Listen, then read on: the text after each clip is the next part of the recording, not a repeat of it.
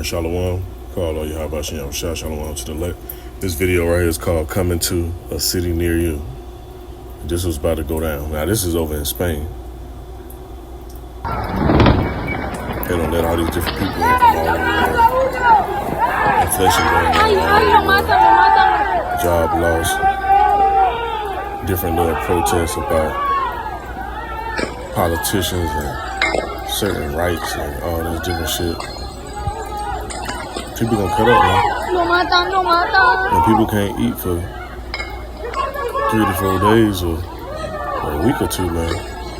And they ain't got basic necessities, whether it be toilet paper, water, soap, bread, canned goods, whatever. Food to cook, especially fast food. Most people rely on fast food. They gotta eat every 30 fucking minutes, every hour. They gonna bug out, man. They gonna see people in the streets like this. And then see, Esau got it set up so crazy over here in Babylon, in the West. That's why the scriptures always mention the West. That when shit hit the fan, they already got certain shit in place anyway. They got the concentration camps. The weather already all over the place and it's fucked up. They got a new financial system they want to implement when shit go left. So let me get this precept out of the book of 2nd Ezra. This is a quick hit video. I just wanted to touch on this right here because I happen to see this video and I'm like, let me check this out right here.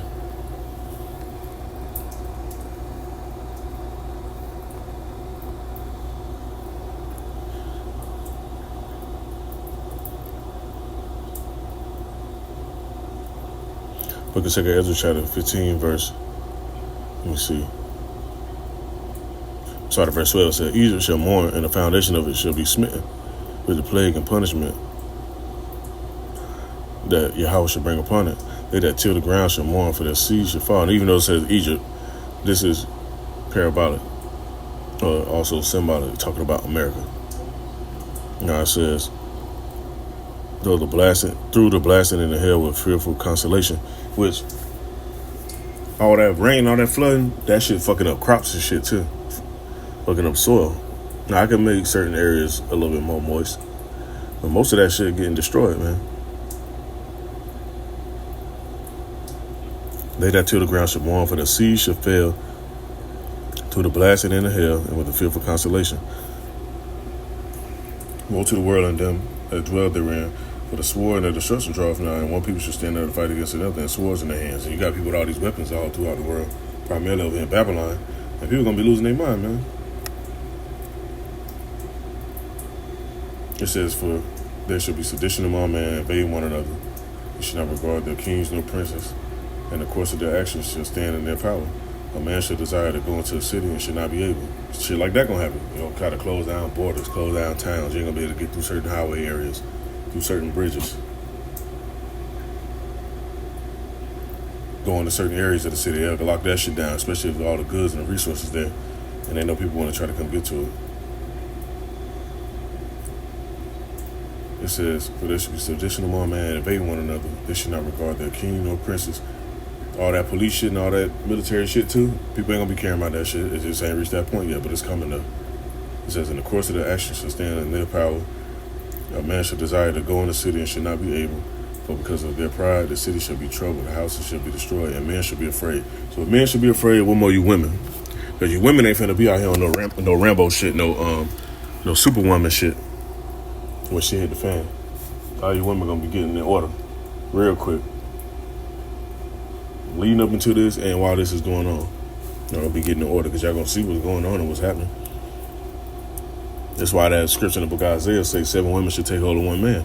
But you're gonna have a lot of these bitch ass niggas running around. They're gonna be scared. They ain't rooted up in the scriptures. They're not built up in the faith.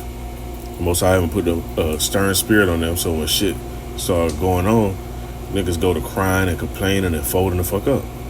And women gonna see that. When they see that, they gonna look around. They gonna be like, let me look for the ones that's not folding up. Let me see the ones that's still standing and not getting grabbed up by the FEMA troops or whatever shit going on. Let me see the ones that's being safe and protected and not getting their shit ransacked and invaded.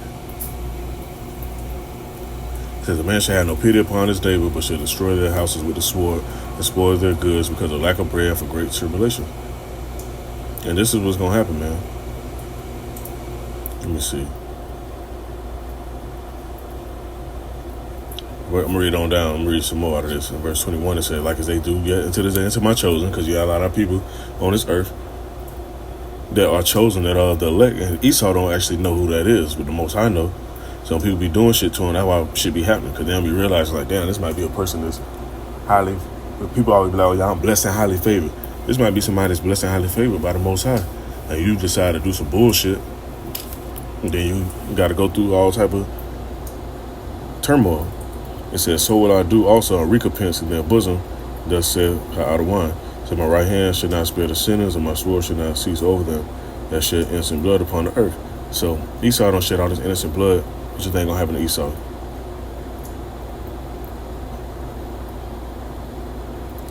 Verse 24, woe to them that sin and keep not my commandments, saith the Lord. Because you got a lot of people to say, oh, we ain't got to keep the commandments. No, practicing keeping these commandments and fearing the Lord, and ultimately not taking that charagma, is going to keep you in good graces with Yahweh B'Shem Yahushua. It says, I will not spare them. Go your way, ye children, from the power, defile not my sanctuary. For the Lord knoweth all them that sin against him, therefore deliver he them unto death and destruction. So you have to keep this in mind. People see all this shit going on, people getting jacked up and judged a certain way. The Most High lined that up for them. He delivered them to that. Verse 27 says, for now our plagues come upon the whole earth, and you shall remain in them. For Yahweh shall not deliver you, because you have sinned against him. And this is what you see going on right now in the world. Let me read down to verse 38 right here. Verse 37, Salakia. It says, there should be great fearfulness and trembling upon the earth. Look what you see going